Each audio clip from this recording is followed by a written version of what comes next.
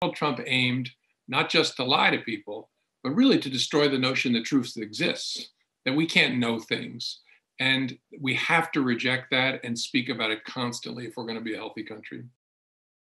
This attack on the United States Capitol, I think, is a needed, and I wish it weren't needed and hadn't happened, but a civics lesson for the American people to get them to lift their eyes a bit above the political scrum that they're normally focused on.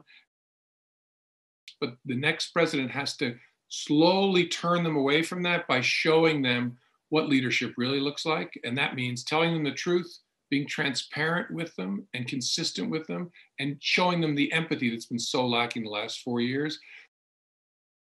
Oh, he's the dictionary definition of a demagogue, a populist demagogue, willing to say anything at any moment to try to whip people up to support him. And it's been extraordinary. The press, to its great credit, has tried to keep track of his lies and communicate about them. But lying works. It's the reason a demagogue was the great fear of the designers of the American Republic. That crowd at the Capitol is a crowd of criminals.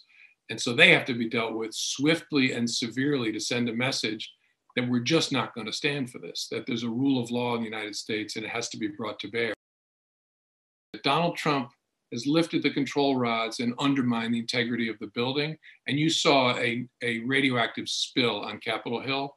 We have to rebuild the building, push the rods down in, and get that awfulness back into the corner of American life. Don't kid yourself that it goes away, because it doesn't go away in America, but it gets pushed back into that building. That's the second mission, in addition to trying to get those caught in the fog, those nonviolent people who are not, you're not worried about them committing crimes, they've just been defrauded, moving them away.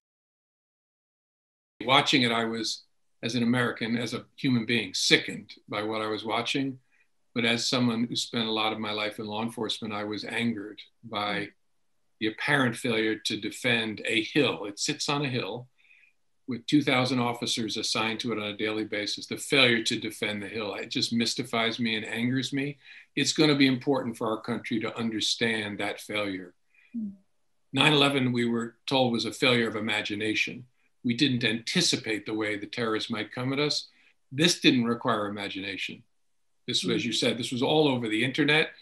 And the group literally walked slowly down Pennsylvania Avenue towards the Capitol.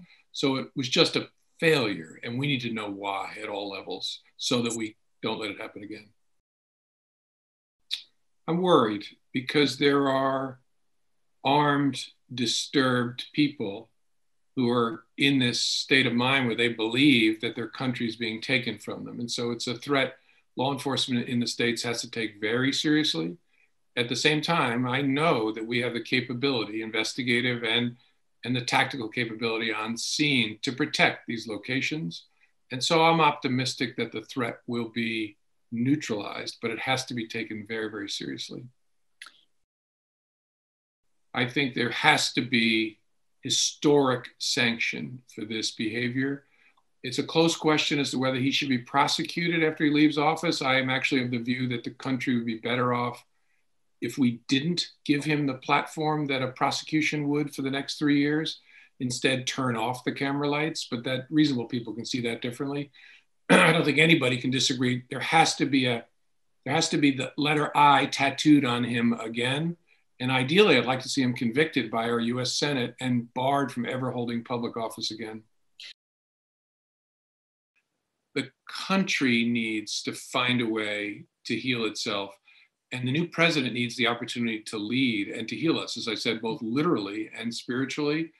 And that'll be much, much harder if the Donald Trump show is on our television screens every single day in the nation's capital, which is where it would have to be prosecuted, in United States versus Donald Trump. So I'd rather he be impeached, convicted, barred from office, pursued as they should by local prosecutors up in New York for the fraudster he was before he took office. But then I'd like to see some of the lights go out and he can stand on the front lawn of Mar-a-Lago and shout at cars in his bathrobe and none of us will hear it. That's probably the best thing for the country. I have never seen an adult with a greater hunger for affirmation than Donald Trump. I've seen it in 2-year-olds and 3-year-olds. Affirmation is like air. He needs it constantly. which is what makes the next 7 days or so so dangerous in the States. There's a menace to him in private that you don't pick up in public, but I have felt it sitting close to him, that that it constantly reminded me of a mob boss, because I've known mob bosses and helped put them in jail. And that menace coupled with that hunger for affirmation is a really dangerous recipe.